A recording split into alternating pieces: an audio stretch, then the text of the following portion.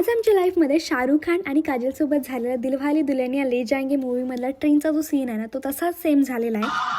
फक्त फरक एवढाच आहे की तिथं शाहरुख खान तिला पकडायला होता, आम्हाला कोणी पकडायला नव्हतं. आम्हाला स्वतःच पळत जाऊन ट्रेनमध्ये चढायचं होतं. झालं काय, सुरुवातीपासून सांगते. आम्ही सगळीजण ट्रेननी वैष्णो मातेला चाललो होतं, जे काश्मीरमध्ये आहे. मग 2-3 तास टाइमपास केल्यानंतर आमची ट्रेन आली आणि आम्ही आमचा डबा शोधायला स्टार्ट केला. आमचा डबा कुठंच आम्हाला मिळेना. आम्ही जो नंबर वाचला होता ना, तो एकदम चुकीचा होता.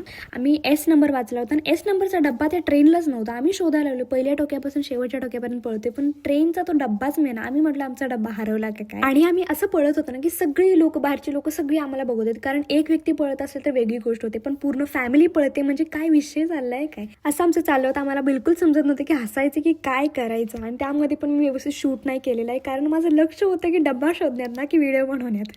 तोपर्यंत ट्रेनचा हॉर्न वाजला. मग आम्ही म्हटलं की चला पटकन याच गाडीत मध्ये बसूया, कारण ही जर गाडी गेली तर नंतर आम्हाला गाडी नाही, तर पुढे काय काय झालं हे तुम्हाला नेक्स्ट ब्लॉगमध्ये सांगते.